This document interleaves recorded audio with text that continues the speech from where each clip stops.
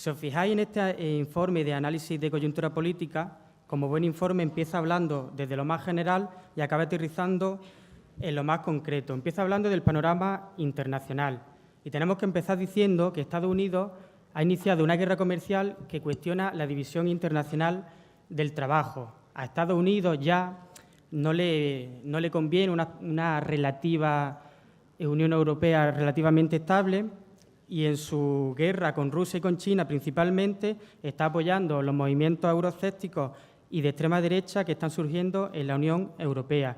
En esta guerra comercial España parte de una posición débil al carecer de un tejido productivo y al estar subordinada a Alemania desde prácticamente el primer minuto de la construcción europea y aquel Tratado de Maastricht en 1992. Básicamente, lo que está en crisis, y de hecho en una crisis terminal, es la globalización. Y lo que ésta está dejando son perdedores y ganadores y, en todos los casos, unas estructuras de clase bastante más complejas que aquellas que teníamos, por ejemplo, en los años 80 e incluso 90. Estamos asistiendo al fracaso de la Unión Europea. La Unión Europea está estallando víctima de sus propias contradicciones, ya que, como dijimos precisamente desde los años 90, y tenemos que felicitar el trabajo coherente de esta organización, en este caso en solitario, su arquitectura es absolutamente antidemocrática y además genera una división entre el centro y las periferias que subalterniza a las periferias y despoja de su soberanía popular y democrática. No obstante, a pesar de que, como decimos, el euroescepticismo está creciendo en bastantes países de la Unión Europea, en España, por su propia cultura y por su propia historia, Europa, aquella vaga idea de Europa general, es sinónimo de modernidad e incluso de democracia, como digo, por su propia historia y por la comparación entre la dictadura franquista y las democracias europeas.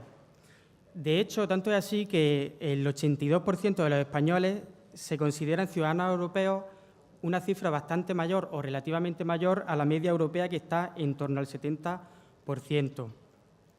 Se está produciendo un auge de la extrema derecha y podemos destacar países como, por ejemplo, Italia, Alemania, Bélgica, Francia, Noruega y Austria. Tanto es así, y tenemos que decirlo y repetirlo y advertirnos sobre ello, que es muy, muy probable que el grupo de la extrema derecha sea el tercero en el Parlamento Europeo.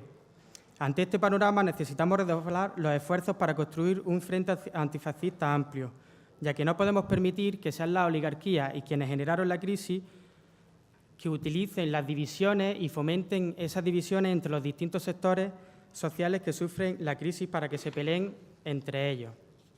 Dentro de la derecha española tenemos algunas particularidades.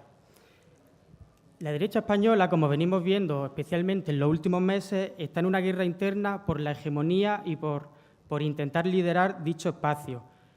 En este sentido, tenemos que advertir que el proyecto de Pablo Casado es bastante más ambicioso que, por ejemplo, el proyecto institucionalista, podríamos decirlo así, del propio Rajoy, o lo que representaba Soraya Sáez de Santamaría. Pues al librarse de las contradicciones y de las limitaciones propias de un Estado y de un gobierno, este aspira a dar la batalla cultural por la hegemonía y a conquistar la sociedad civil. Yo animo a que escuchéis y veáis las entrevistas y los primeros actos oficiales cuando Pablo Casado primero estaba en campaña y después fue elegido presidente del partido, porque daba algunas claves importantísimas de lo que se viene dentro de la batalla por la hegemonía de la derecha española. El vector de esta derecha española sigue girando en torno al nacionalismo español, que ha sido totalmente exacerbado en contra del independentismo catalán. Y aquí tendríamos que añadir un paréntesis y un pequeño matiz, ahora que acaba de llegar nuestra compañera Nuria, que al final es curioso porque el independentismo catalán ha conseguido aquello que decía que era imposible, y es cambiar, en este caso para mal, España y el tablero español, porque ha generado una respuesta totalmente reaccionaria en torno al nacionalismo español. Eso sí, hay que reconocer, aunque nos duela, que el nacionalismo español y concretamente la derecha tiene una idea nítida tanto de España como un proyecto de país nítido, en este caso centralista, homogéneo y reaccionario. Y además tenemos que advertirnos y lamentar de nuevo que todo parece indicar que una organización nítidamente de extrema derecha, como por ejemplo Vox, entrará en el tablero político, lo que puede generar un nuevo giro hacia la derecha del debate. Esta ofensiva reaccionaria hace que el PSOE se sitúe con soltura y con relativa facilidad en el imaginario sociológico de la izquierda, De hecho, como ya advertimos en las anteriores asambleas, en los anteriores documentos, gracias Lola, el PSOE está encantado con una derecha totalmente radicalizada y estaría encantado también con una izquierda sectaria y automarginada. Precisamente por eso nosotros hablamos de oposición de izquierdas que huya de esa posición. Es importante que tengamos en cuenta este papel que la derecha radical hace que el PSOE se sitúe en el imaginario sociológico de izquierda, porque no es lo mismo, por ejemplo, un PSOE escorado a la derecha y asumido por la parte de la gente progresista como tal, que un PSOE relativamente a la izquierda y confrontando con una derecha que hace que incluso parezca de izquierda e incluso de izquierda radical. Apostamos por una propuesta económica alternativa como el eje vertebrador de la oposición de izquierda. Saludamos todas las medidas simbólicas que sean progresistas o de izquierda. Ahora bien, necesitamos ir a la raíz del problema y desarrollar un nuevo modelo productivo para no seguir reproduciendo las actuales relaciones de desigualdad. Este es el eje principal de lo que entendemos como oposición de izquierda. Por lo tanto, propondremos y apoyaremos todas las medidas que vayan en la dirección de mejorar las condiciones de vida de la clase trabajadora. Ahora bien, de la misma manera, no apoyaremos aquellas medidas que no vayan en esta dirección, porque, como advertimos una y otra vez, no solo se trata de echar al PP, sino se trata también de echar a sus políticas. En este sentido, debemos recalcar la autonomía plena de Izquierda Unida para tomar sus decisiones atendiendo a su compromiso con la clase trabajadora y con la militancia. De la misma manera, decimos que serán sus órganos quienes de manera colectiva y democrática decidan la posición de Izquierda Unida ante cualquier posible acuerdo legislativo de trascendencia. Y necesitamos articular un proyecto de país. Como venimos diciendo desde hace como mínimo 2 años, tenemos que elevar las distintas luchas y las distintas reivindicaciones en el plano superior del proyecto de país. Y lanzamos de manera decidida el proyecto de la Tercera República. Y la República no debe apostar solo por un encaje territorial, en este caso en clave federal y plurinacional, sino también por un reequilibrio territorial en clave económica y social y por una nueva cultura democrática y cívica.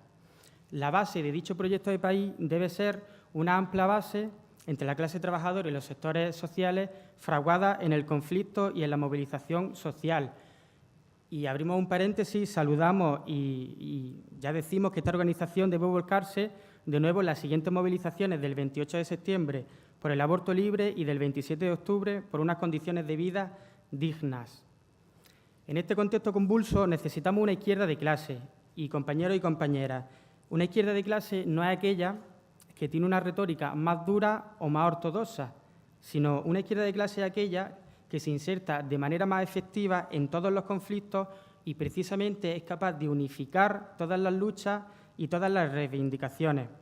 Como ya dijimos en la Asamblea de Estatutos, una izquierda de clase debe estar presente en absolutamente todos los espacios de la sociedad civil, que no son solo aquellos en los cuales la contradicción capital-trabajo o los conflictos laborales, por decirlo de manera resumida, se manifiestan de manera explícita. La sociedad civil son todos los espacios en los cuales se reproduce consenso e ideología dominante.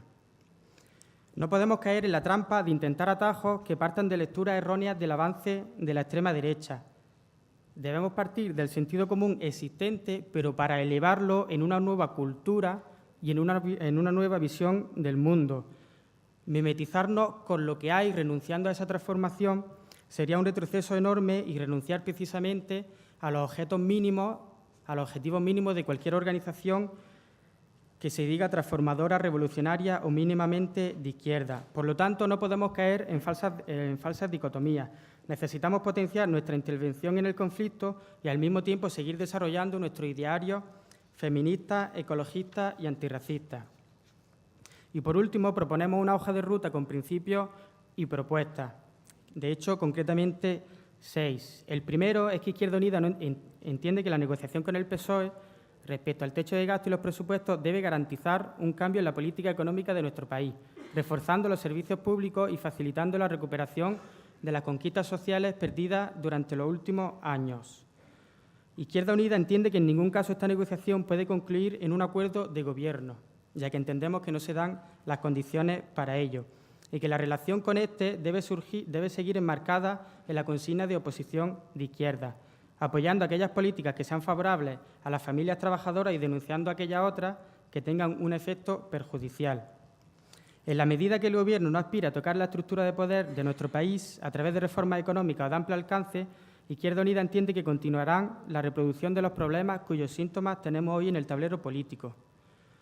Entendemos que solo un cuestionamiento profundo de la arquitectura de la Unión Europea y del proyecto globalizador del neoliberalismo se puede conseguir una alternativa al orden existente que sea atractiva para las clases populares. Una estrategia de impugnación del sistema es el único camino. Reivindicamos la Tercera República como proyecto de país que sintetiza los deseos de libertad y los anhelos de las familias trabajadoras de las diferentes nacionalidades, que sirva al mismo tiempo para dar fin a los déficits del régimen del 78 e iniciar una nueva fase moderna, democrática y esperanzadora en nuestro país. Por último, seguiremos trabajando por construir un bloque histórico capaz de conseguir estos objetivos, siendo conscientes de que la única forma posible de sumar base social suficiente es la participación en los conflictos. Perdonad por esta introducción tan farragosa y buen debate.